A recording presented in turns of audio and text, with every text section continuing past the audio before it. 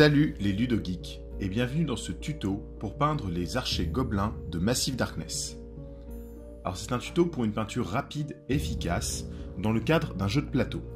Il y a beaucoup de figurines dans la boîte, aussi les techniques ne sont pas trop poussées pour ne pas se lasser devant la multitude de figurines qu'il y a à peindre. Les figurines ont d'abord été sous-couchées en noir.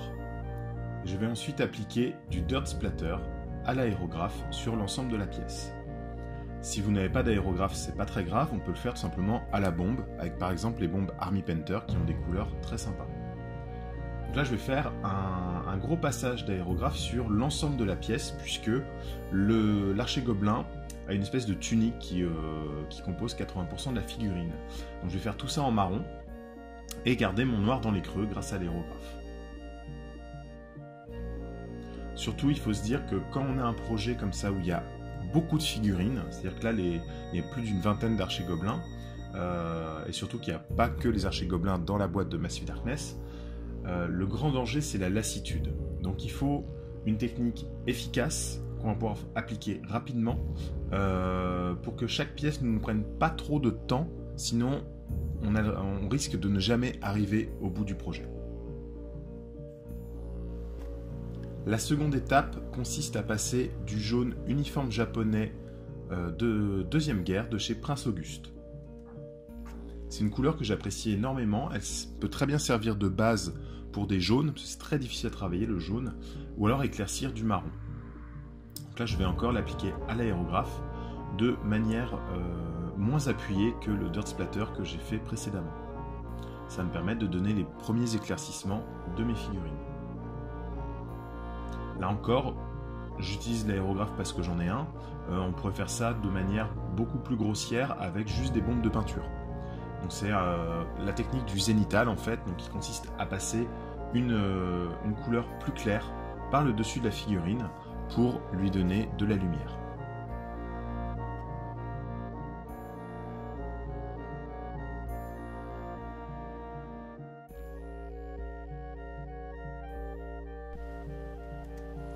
Je vais ensuite passer du skeleton bone sur les arcs. C'est une technique que je pourrais faire au pinceau, mais la couleur donc os attachant très mal sur la sous-couche noire, j'aurais besoin de faire plusieurs étapes de peinture pour baser correctement mon arc.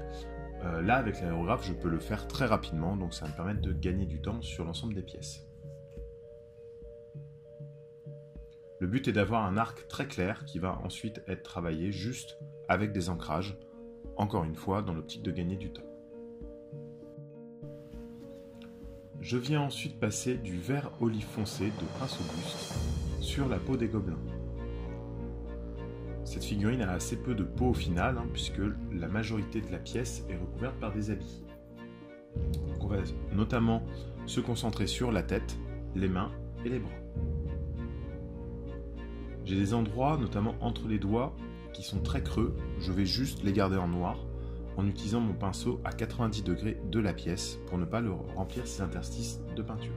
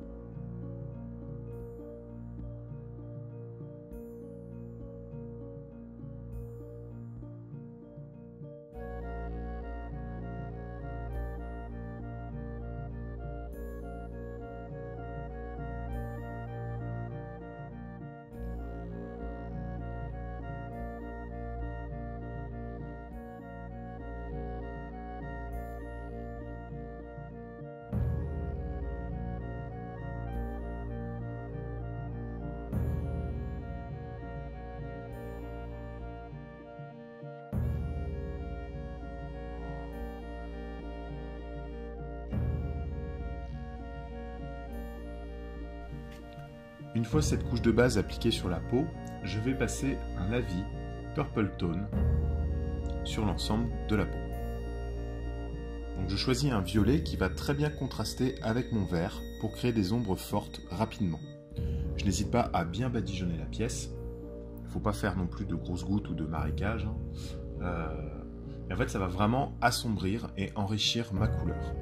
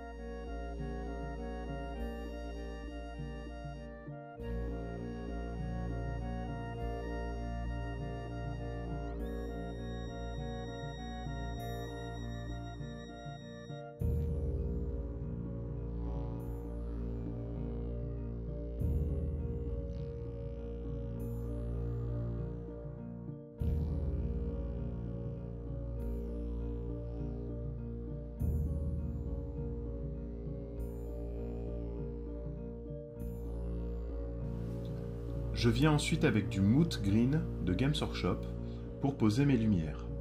Donc là, ça va être des petites taches en fait que je vais dessiner, un peu façon de bande dessinée, sur les proéminences de la peau, là où la lumière va venir la frapper.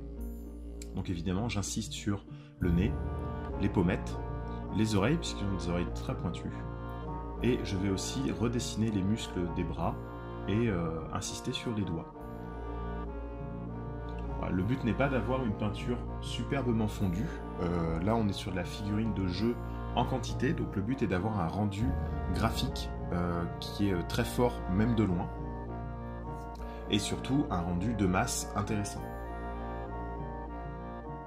Donc là, avec juste en posant vraiment des points de lumière, je vais simuler la texture de la peau et la façon dont la lumière vient l'éclairer.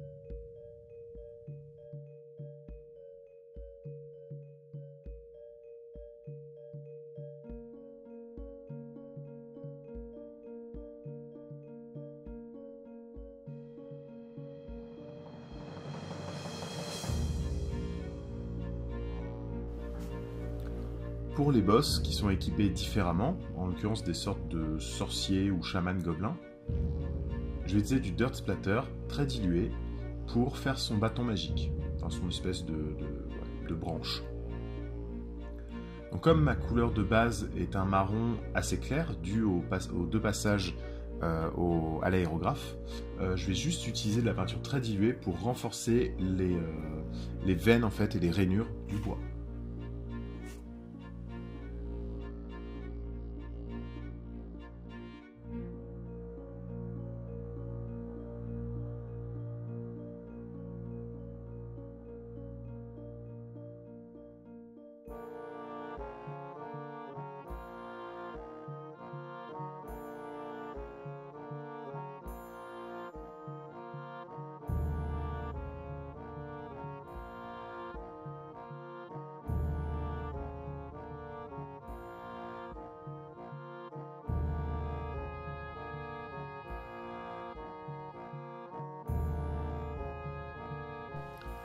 Je vais reprendre mon Skeleton Bone et je vais peindre les détails qu'il y a sur les gobelins, notamment des petits crânes d'oiseaux qu'ils ont sur les capuches et à la ceinture. Donc je vais prendre un pinceau assez dur en fait, pas forcément très très fin. Je ne vais pas utiliser mes pinceaux de bonne qualité pour faire ça en fait. Voilà, c'est pas du brossage, mais quasiment, puisqu'en fait je vais venir à 90 degrés de la pièce avec mon pinceau pour peindre juste ce qui dépasse. Je ne vais pas nettoyer bien le crâne en fait, bien faire le tour pour poser la peinture partout. Non, je vais vraiment peindre ce qui dépasse. Le reste est basé en marron, ça va très bien me convenir comme ça. Encore une fois, je fais ça sur toutes les pièces, hein, comme ça, le temps que je traite la première pièce, je traite la première pièce et le temps que je fasse les autres, la première est sèche et je peux passer directement à l'étape suivante. Au final, c'est assez rapide à peindre. Là, j'en fais 20 d'un coup. Ça va pas être trop prenant en termes de temps. Ce qui est le but de cet exercice.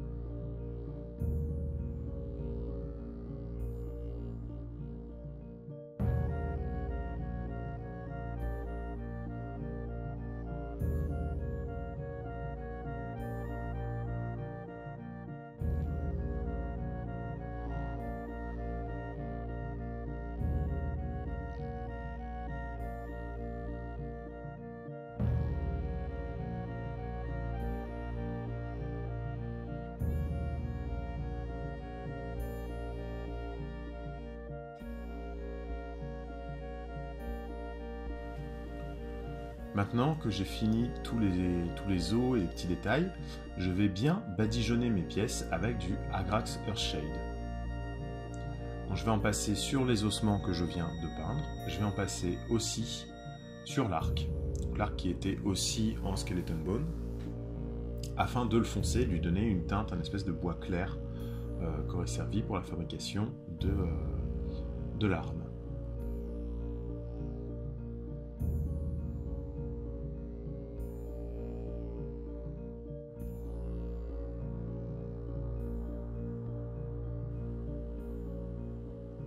J'essaie de rajouter un peu de matière, vous voyez, pas avoir quelque chose de trop lavissé comme on dit.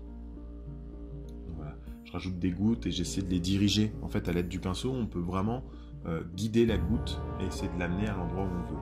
J'enlève le surplus, notamment quand ça fait une grosse gouttelette dans le creux de la main, parce que ça va me gêner pour le reste de la peinture. Et voilà. Donc il n'y a plus qu'à appliquer tout ça sur l'ensemble des figurines.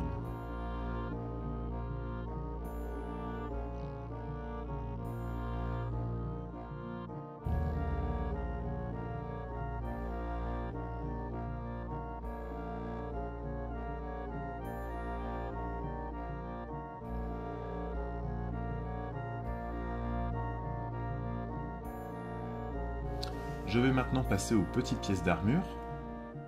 Alors moi j'aime bien traiter des métaux chauds et corrodés. Donc là je vais commencer par baser ces espèces de pièces, de petites écailles rondes.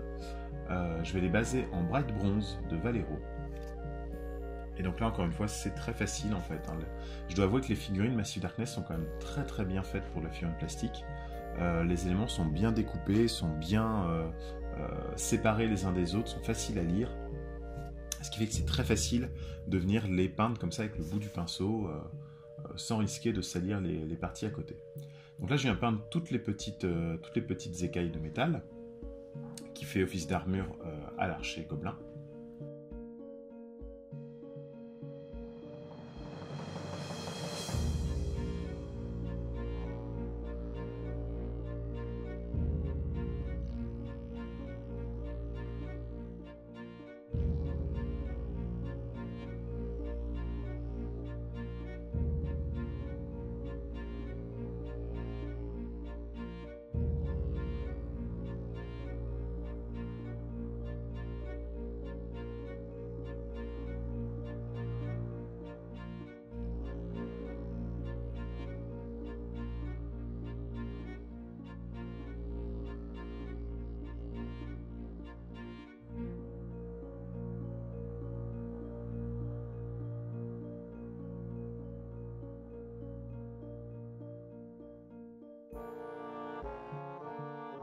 Je fais évidemment la même chose sur le chaman gobelin qui a moins de pièces d'armure mais qui a des petits colifichiers, voilà, des breloques, je ne sais pas exactement. petits artefacts, quoi. Ouais, il y a beaucoup moins d'éléments à peindre, mais il y en a quelques-uns quand même, donc j'en profite d'avoir cette couleur de sortie pour le faire aussi.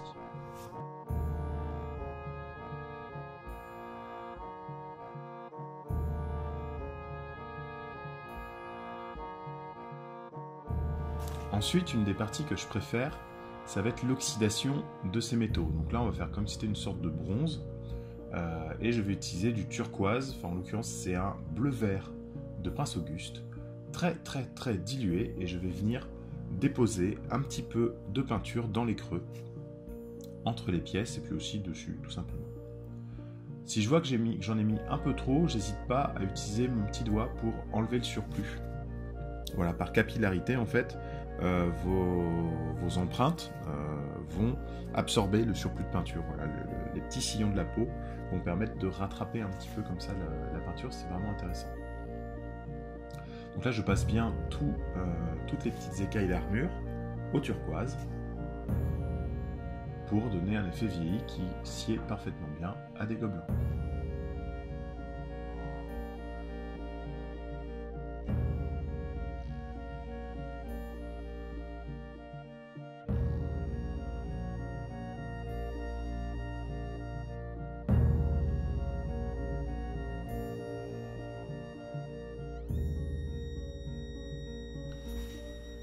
Là, je vais utiliser du Dryad Bark de Games Workshop pour faire quelques détails sur la figurine, comme la ceinture ou le carquois. Ça permet de varier toutes ces teintes de marron, tous ces cuirs, pour avoir plus de lisibilité dans la pièce. Donc voilà, je vais faire doucement la ceinture. Je viendrai aussi peindre les espèces pas de pantoufles, mais de chaussures en cuir qu'ils ont. Et le carquois sera aussi peint avec cette teinte.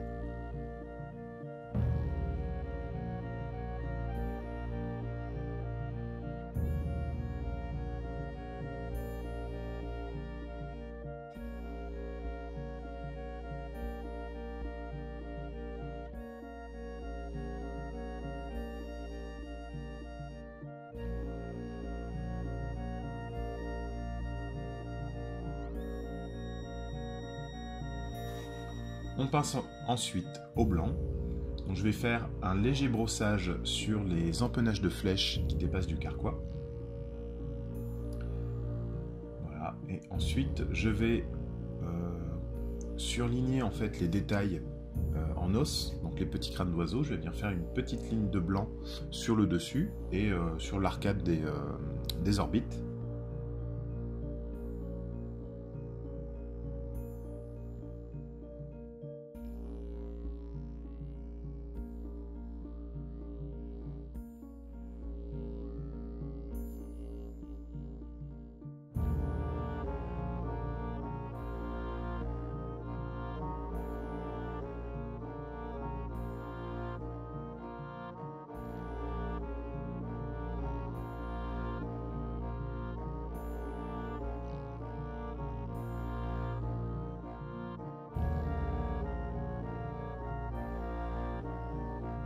Et ensuite, je vais venir peindre les dents et les yeux du gobelin.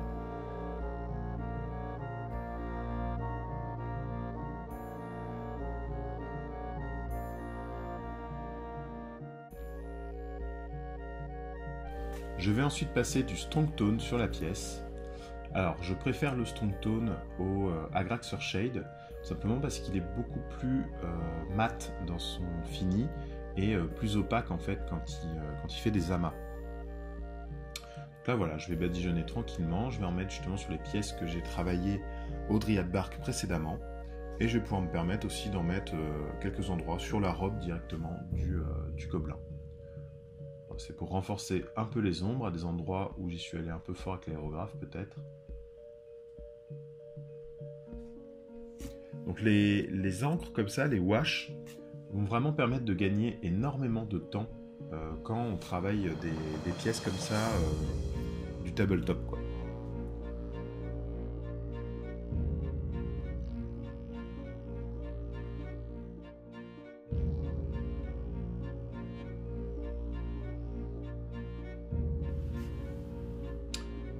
Ensuite, on va prendre du Blood Letter, donc c'est une glaise rouge vermillon de chez Games Workshop. C'est une peinture très liquide mais assez forte en pigment. Et en fait, je vais venir déposer une goutte de cette couleur dans les orbites. Comme j'ai précédemment peint la pupille en blanc, ça permet à l'œil de ressortir vraiment. Et comme je dépose une goutte, c'est pas grave si je suis pas très précis, bon, faut pas non plus recouvrir tout le visage, mais en fait ça va lui donner une sorte d'aura lumineuse comme ça, voilà, un petit éclat qui sied très bien des créatures maléfiques, voilà, des petits yeux brillants comme ça, un peu perçants.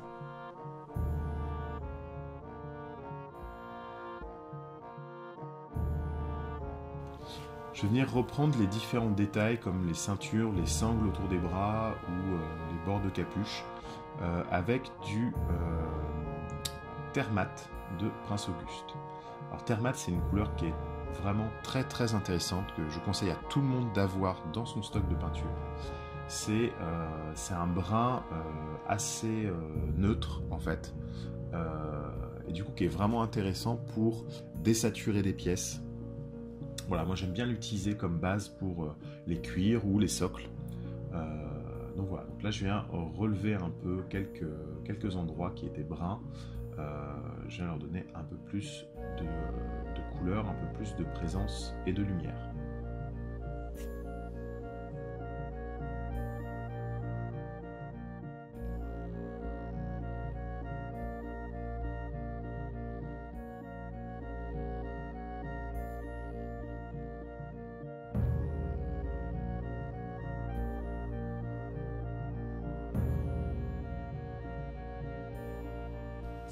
La pièce est quasiment finie, donc maintenant je vais venir avec de l'argent. Donc là j'utilise de l'argent Prince Auguste fait pour l'aérographe parce qu'il est très liquide, mais on peut utiliser n'importe quelle couleur argentée. Et je vais venir peindre les petits détails, donc boucle de ceinture, petits médaillons, etc. Donc c'est vraiment la fin de la pièce. Là, je suis arrivé au bout. Comme je les ai peints tous au fur et à mesure, là j'ai 20 gobelins qui sont prêts. J'ai plus que les socles à faire. Pour les socles, il y aura une autre vidéo, toujours sur de la figurine Massive Darkness, où on voit que j'essaie plusieurs choses différentes avant de me centrer sur une chose bien précise. Donc je vous invite à aller voir ça quand ce sera mis en ligne.